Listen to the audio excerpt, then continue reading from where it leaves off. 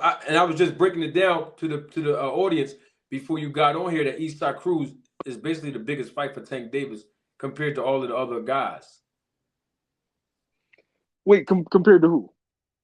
Well, we're talking Devin Haney, um, Teofimo Lopez, all of any you name anybody else, they're not gonna out generate.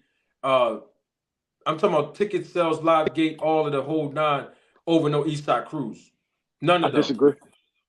Teofimo is next after Eastside Cruz, but remember, we're talking about already having the appeal to the audience.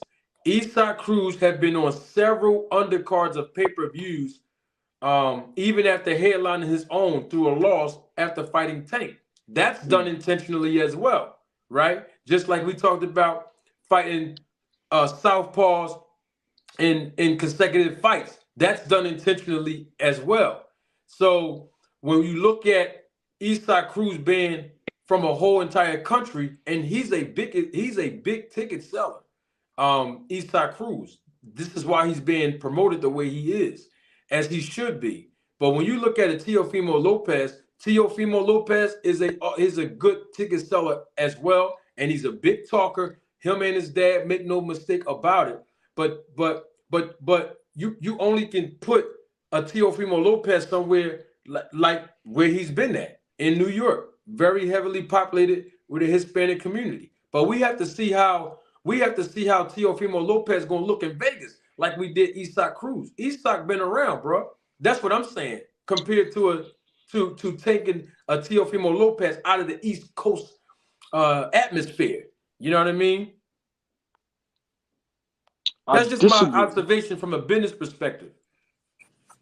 Yeah, I disagree in the sense of, all right, so a lazy narrative that all of us sometimes use is that when a fighter comes from a different country, we just assume that he'll sell better than a fighter that comes from the same country that the other fighters are.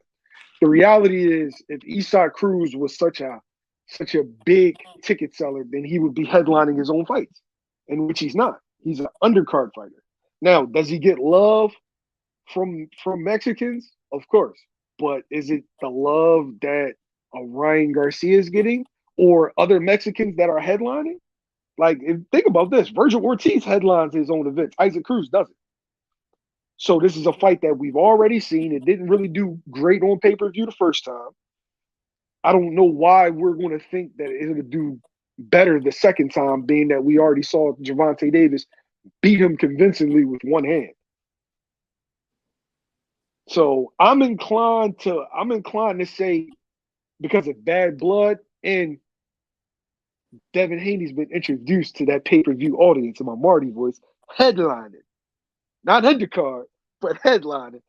I'm gonna say in order. Devin, T.O., Isaac, and now Shakur because of the performance that he just put on. We haven't seen. Okay, let's put this in proper perspective. From a business perspective, Isak Cruz has fought in front of tens of thousands of people several times, undercard or not. Yes. Devin Haney has not. He Yes, he fought has. Loma. He fought Lomachenko, MGM Grand, right? Yes. 6,000 people, somewhere around there, from what I was Let's pull told. the let's pull the numbers up. We a numbers guy. I gave you what you told. Let's pull the numbers up. And wait, who did they come to see? They came to see who? They came to see Devin Haney Which fight? versus. Wait. They came to a detail. I want you to smile with this. They came to see Devin Haney and Lomachenko, and with Isaac Cruz, they came to see Earl Smith and Terrence Crawford. Right. But let's keep it 100. Even you know this YSM. Uh, Devin Haney ain't outselling no Lomachenko, bro.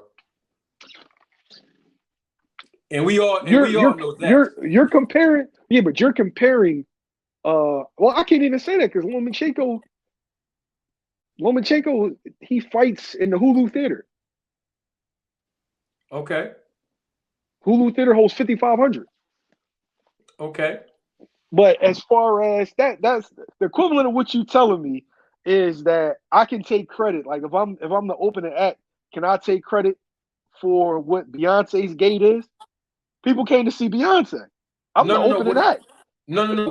What I'm trying to say, YSM, is you got to have the right dance partner. That's really where I'm getting at. I know everybody came to see Terrence Crawford and Errol Spence. What I'm saying is that the promotion has constantly made an appeal to the audience, the paying audience, by putting Eastside Cruz on the undercard in different pay-per-views time and time and time again.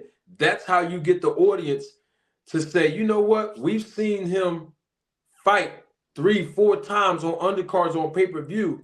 We get entertainment value.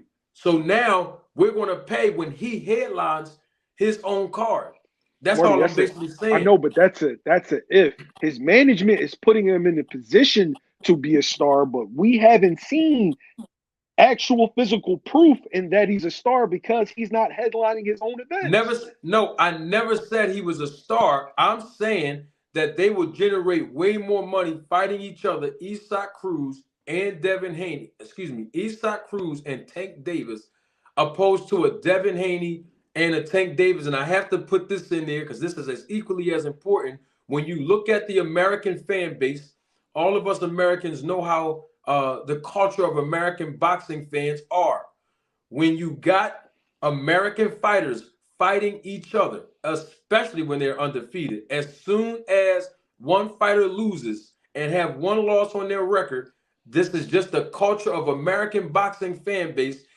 They ostracize that fighter and say, on to the next one.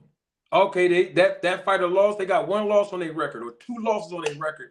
And next thing you know, some of the boxing community in America say, "Oh, I'm off him. We on to somebody else."